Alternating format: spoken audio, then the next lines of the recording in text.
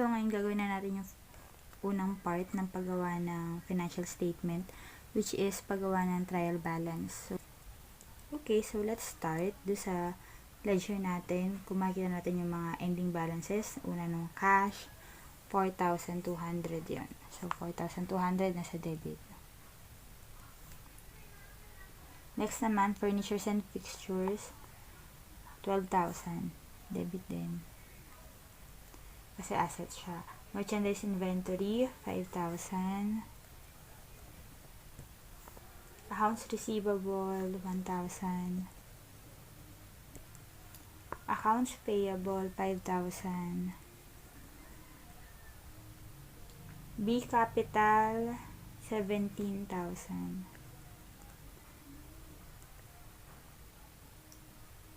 B drawings, 1,000. Utilities expense, 300. Yung sales, 1,500. So, ang total ng mga yan, supposedly ay 23,500.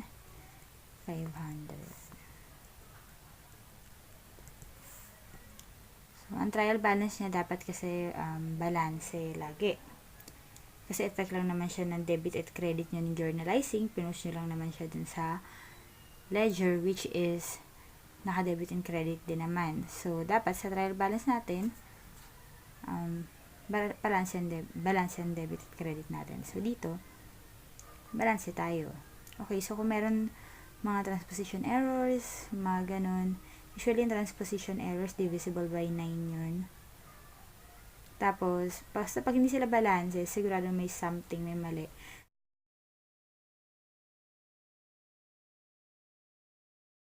So, let's start. Yun dun sa problem natin.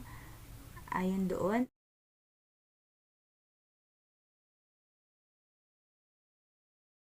Ngayon, nasabi, magpo-provision daw tayo sa allowance for doubtful accounts. So, magpo-provision tayo para doon sa mga pwedeng hindi na natin masingil. So, para magawa yun, maglalagay tayo ng doubtful accounts expense, which is 10% daw ng accounts receivable.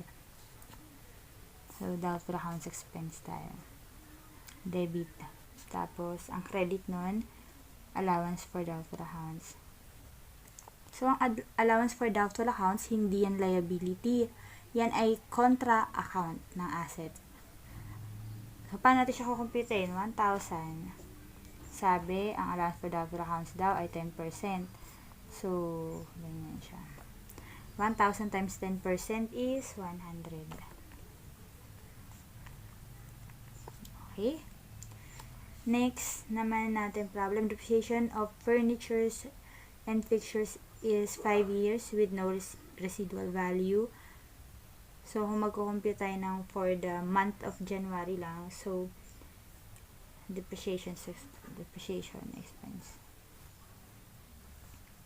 Tapos, accumulated depreciation. So, sabi, 12,000 ang furnitures and fixtures natin.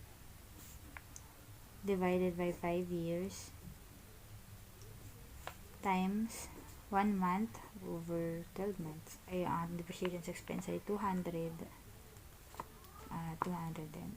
Tapos, may isa pa. Cost of goods sold is 40% of sales. So, syempre, kapag nagbibenta tayo, hindi naman yun kung magkano yung cost nun. Yun talaga yung amount na nagbibenta natin. So, nag-mark up tayo. Ngayon, kailangan natin ma-value kung magkano talaga yung income natin from that. So, kailangan natin cost of goods sold. So, entryhan na natin yung cost of goods sold natin dito. Then, babawas natin sa merchandise inventory. Bakit? Kasi kailangan, siyempre merchandise inventory, ang bili natin dito, yung pinakapuhunan natin. So, ibig sabihin, ang cost of goods sold, ito yung amount ng puhunan dun sa sales natin. So, kung nagkaroon tayo ng sales kanina na 1,500, sabi, 40% daw yung cost of goods sold niya. So, 1,500 times 40% is 600. So, So, itong adjusting entries na to, ipa-plot din natin siya. Idediretso ko na siya dun sa trial balance natin, okay?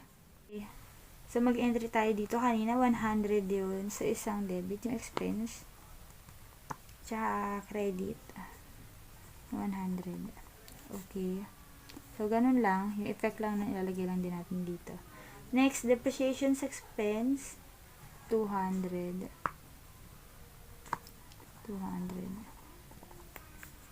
Okay. Next, yung cost of goods sold natin. Ang debit niya, 600. Pero kung matatandaan ninyo, merchandise inventory natin siya kini-credit. So, babawasan natin si merchandise inventory. Andito na siya sa taas. So, i-credit lang natin si merchandise inventory ng 600. Susunod na part, adjusted trial balance. So, itong adjusted trial balance na to, ito yun. Part na to.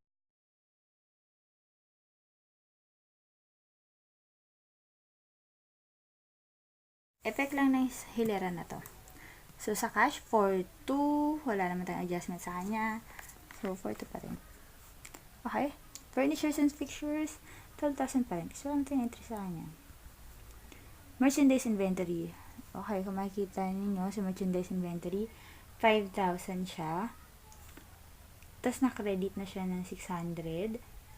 So, kung i-ledger natin siya, so magkaka-credit siya ng 600 ngayon. So, ang balance na lang niya is 4,4. Okay, so far, so good ba? Ang accounts receivable natin, pareho lang. Accounts payable, so wala naman na bago sa kanya. 5,000 pa rin. B capital, 17,000 pa rin. Drawings niya, 1,000 pa rin. Utilities expense, 300. Sales niya, 1,500. Allowance for doubtful accounts, 100. Depreciations expense, 200. At cost of goods sold, 600. So, ang balance niya ay 23,800. 23,800.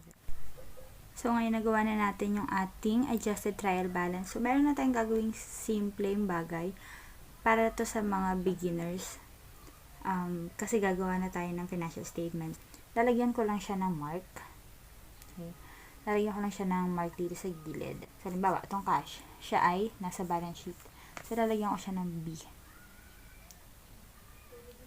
Ganyan lang. Furnitures and fixtures, asset to. Yan ay sa balance sheet din makikita. Merchandise inventory. Ang merchandise inventory sa assets talaga siya makikita. Yung ending balance sheet. Accounts receivables. Accounts payable balance sheet. B capital balance sheet din. B drawings. Ang B drawings makikita niyo siya sa so itong B capital makikita niyo siya sa statement of owner's equity rin. So mag-S ako. S. Tapos drawings din. Ang drawings makikita niyo siya sa statement. So S. Statement of changes in owner's equity. Utilities expense. Income statement yan ay sales ay doubtful accounts expense yan, so income statement din yan. Allowance for doubtful accounts, contra assets yan, so siya ay balance sheet. Depreciations expense, income statement. Accumulated depreciation, balance sheet yan kasi contra account yan ha. Furnitures and fixtures natin. Tapos cost of goods sold nasa income statement yan.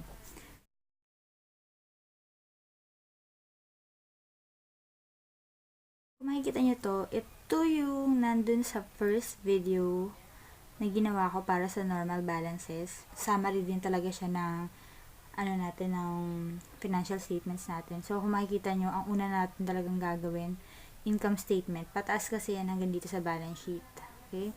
Kasi itong income expenses, may effect siya sa owner's equity. Tulad ng sinabi ko dun ng nakaraan.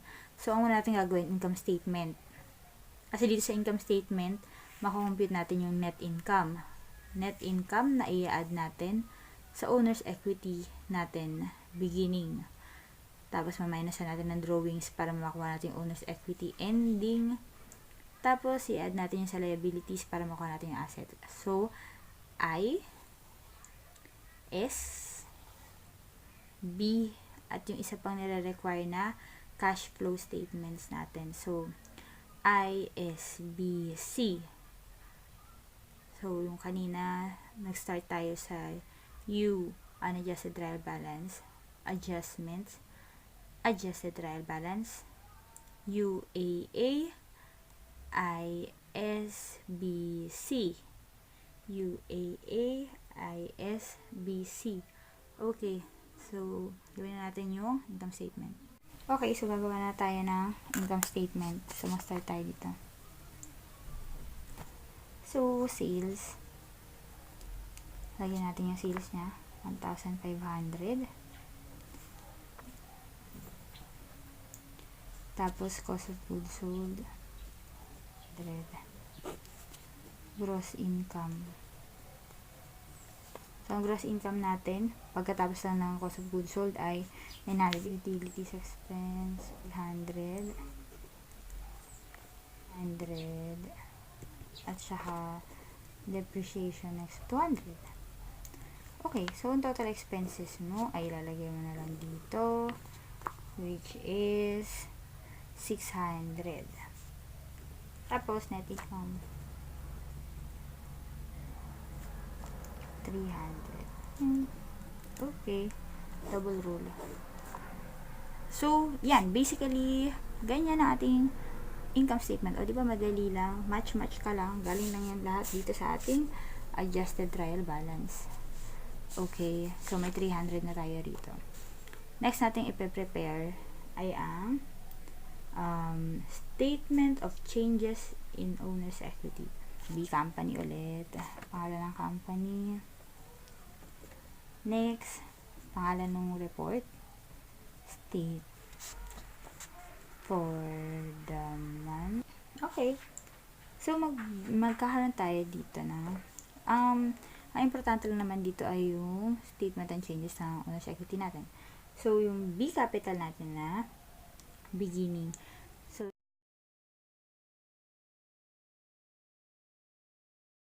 ito sa ating statement of changes in owner's equity, mag-start talaga tayo sa pinaka-start, tapos i-add kasi natin siya hiwalay yung additional investments natin. So, mag-start tayo sa B capital beginning nung nag-open yung company. So, ang beginning niya na capital is 17,000, which is hindi kasi gumalaw. 17,000 siya. Which is hindi kasi siya gumalaw kasi wala additional investment. Kaya lang kung may additional investments kasi, magiging unadjusted mo rito ay yung with investment na karagdagan na ng owners.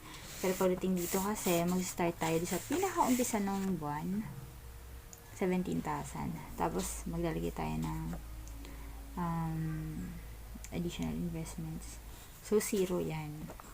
No effect yan. Tapos, net income.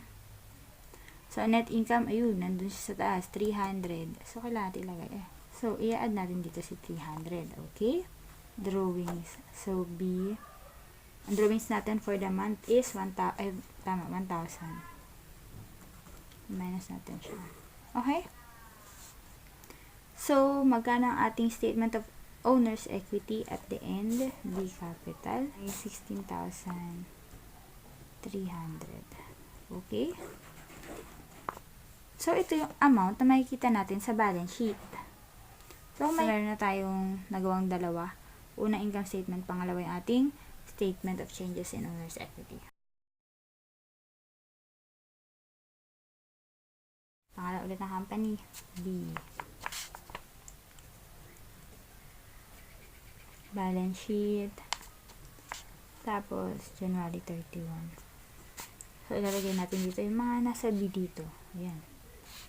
Okay? Tapos, current assets. So, cash. Ayan. So, ang amount niya is 4,200. Merchandise inventory, yung 4,400. Okay. Accounts receivable. Pero, tandaan nyo po na meron tayong allowance for doubtful accounts. So, ang gagawin ko ay i-deduct ko siya. So, iniklian ko na lang kasi Masyadong mahaba eh. Pero, kung sa formality, kung gagawa talaga kayo ng ganitong report, kailangan kompleto yung mga ganyan. So, contra account kasi siya. Pero, ma-minus ko na lang siya dito. Dito sa total niya. Para makuha lang natin yung total current assets. 9,500. Okay. Next. Non-current. Yung furnitures and fixtures lang naman yun. 12,000.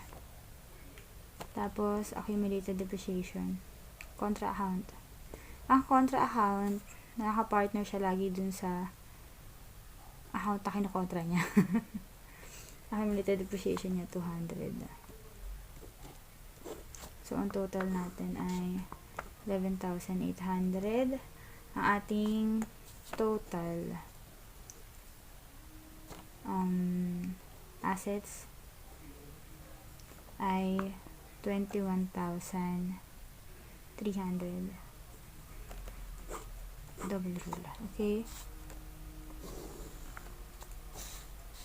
So, liabilities natin, accounts payable.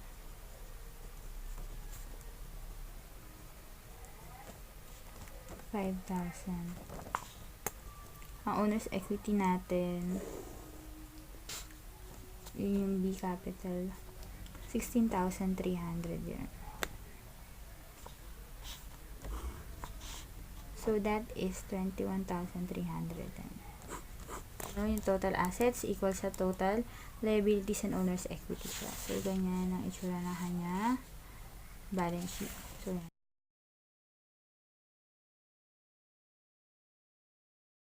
Okay, so let's start.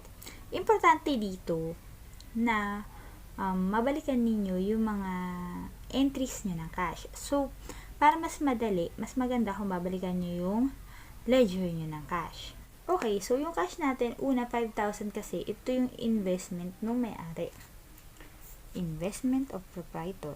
Ito naman 500, ito yung sales. Kaya siya nagka-cash dahil nagka-sales. Okay? Tapos ito naman 300, utilities. Utilities expense. So, ang cash flow statement, umiikot siya dito sa cash na evaluation. Okay, tapos yung 1,000 naman, drawings. Cash flow statement, i-arrive lang naman natin yung cash balance ending natin. So, wala tayong cash balance beginning dahil kaka-open lang ng company niya. So, wala tayong kina-carry over from the previous month. Ayun, hahatiin natin kasi kung saan nanggagaling or kung saan binibigay yung cash. So, meron tayong from operating activities, yun yung, diba, dahil isa siyang retailing company. So, meron tayong, ang normal operations niya ay pagbebenta. So, yun yung 500 at saka yung 300. Ito ay mga kita at gastos galing din sa operating activities.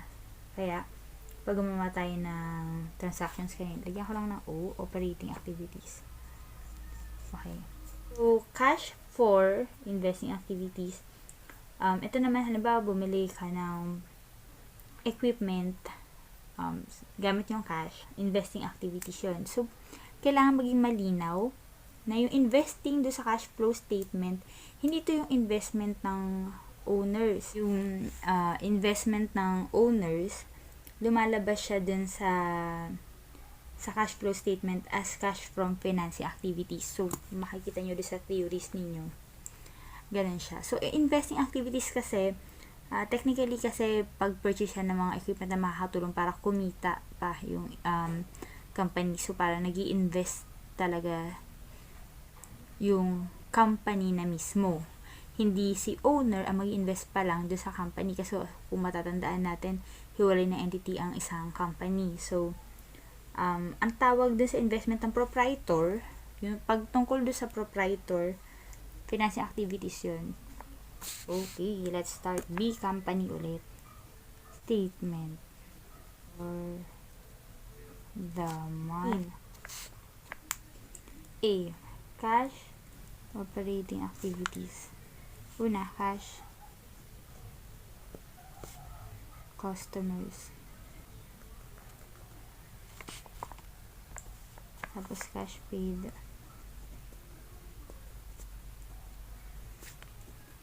utilities, 300. Okay?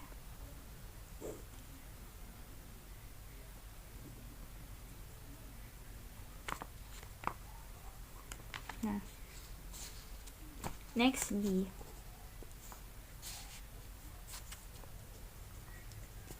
Cash investing activities, so 0. C. Cash from financing activities, so yun na, investment of proprietor,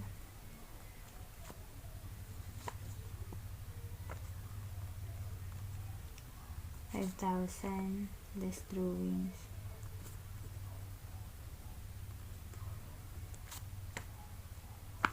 $1,000.